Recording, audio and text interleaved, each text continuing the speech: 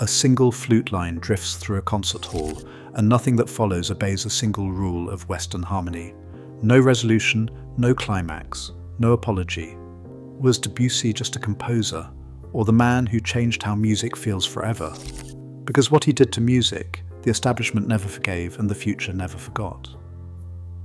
Cafes buzzed with poets and painters, salons brimmed with debate, and the old certainties of art and music trembled on the edge of something new. In this world, Claude Debussy was not just another composer, he was a rebel. While most of Europe still admired the grand architecture of Beethoven's symphonies or the chromatic storms of Wagner's operas, Debussy slipped into the salons and concert halls with music that seemed to dissolve every rule.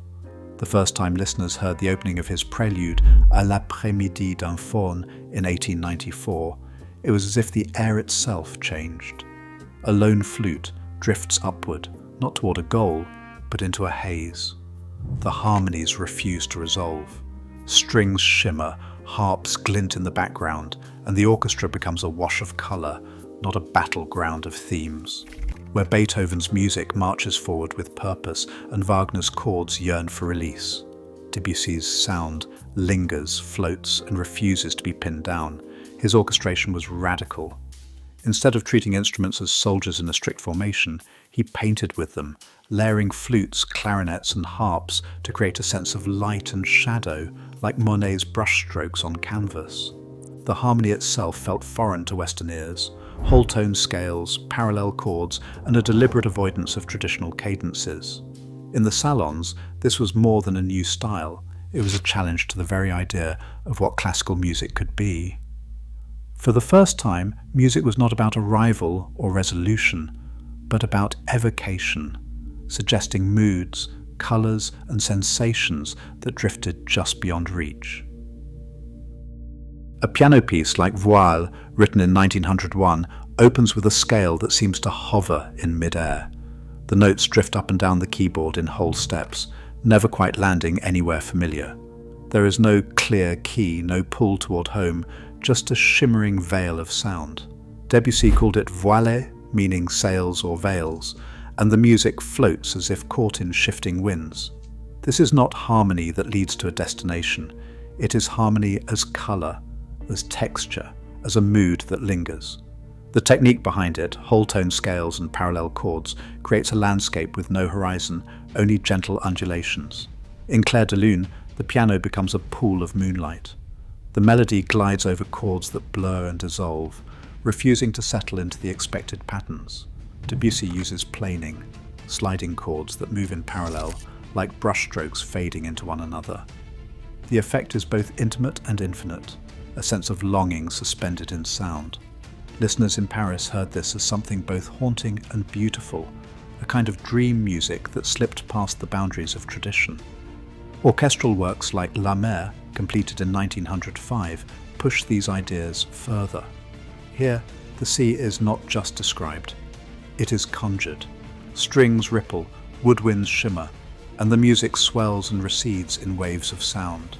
Debussy's orchestration paints with timbre and light, making the orchestra itself a living canvas.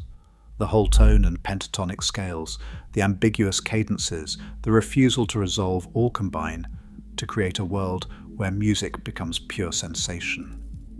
Through these pieces, Debussy built a new sonic grammar. He did not just break the rules of harmony and structure, he invented a language where mood and colour came first. For audiences used to the logic of Beethoven or the drama of Wagner, this was a revelation, and for some, a provocation. The stage was set for a fierce debate about what music could be and what it ought to feel like. The premiere of Pelléas et Mélisande in 1902 sent a shock through Paris. Some critics called it a revelation.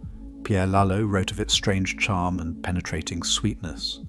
But others, like Alfred Bruneau, dismissed it as a continuous moan, an interminable complaint. In the opera comique, applause and hissing clashed in the same breath. Police stood by as traditionalists shouted down the new sound, while supporters insisted this was the future of opera. The press split into camps. Le Figaro called the music so vague, so colourless, so odourless that it seems to be no music at all, while others hailed it as a masterpiece of impressionist music. The divide ran deeper than reviews, At the Paris Conservatoire, professors scolded Debussy for bizarre harmonies and cast him out of competitions for correcting exam pieces with his own chords. Director Dubois dismissed his experiments as not music. Even after the Pelléas premiere, established composers warned that Debussy's work meant the death of opera.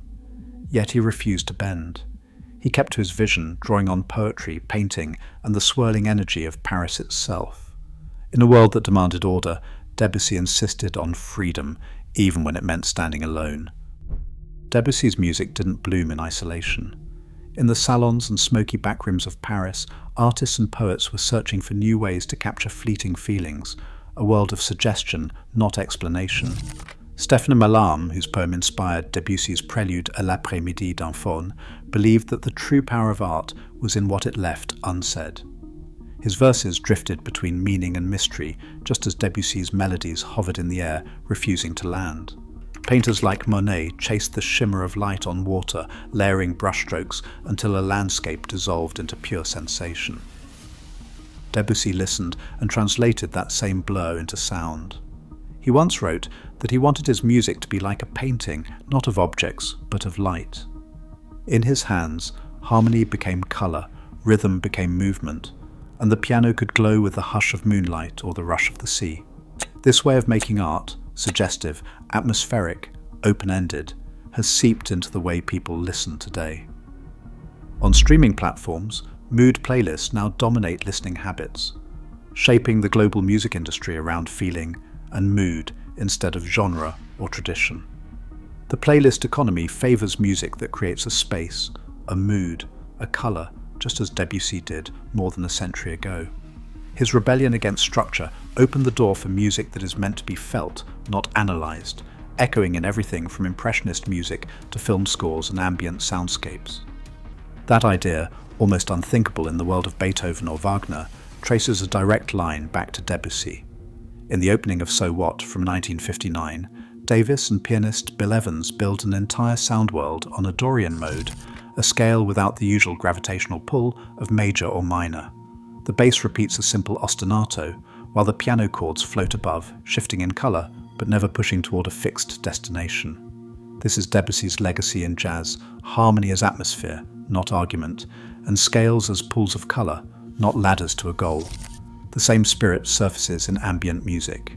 Brian Eno's Music for Airports, released in 1978, layers reverb-soaked piano chords and synth pads into a gentle haze. There is no story, no climax, just sound suspended in time. Eno credits Debussy's textures and harmonic ambiguity for the sense of endlessness.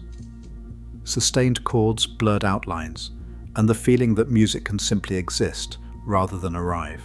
Across genres, Debussy's fingerprints are everywhere. Modal jazz and ambient share a devotion to mood and space, to the shimmer of unresolved chords. In both, the listener drifts free from the old rules, guided only by sensation. On pop radio in the early 2000s, something unusual slipped between the cracks of guitar and drum. Radiohead's Pyramid Song, released in 2001, opens with piano chords that seem to float in their own gravity, lush, ambiguous, and quietly defiant of the usual rules. The harmony hovers, cycling through parallel voicings and modal colours, never quite resolving, never quite telling you where home is. For listeners used to clear-cut progressions, it's a gentle shock, a direct descendant of Debussy's world, where chords are chosen for their shimmer, not their function.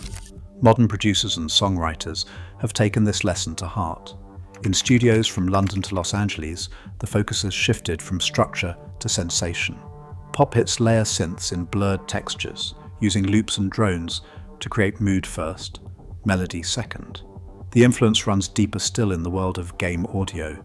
Sound designers build entire environments from overlapping pads, echoing Debussy's habit of letting music drift and swirl rather than march. The result is a listening culture that prizes atmosphere and emotional suggestion, music that doesn't just fill space, but shapes it.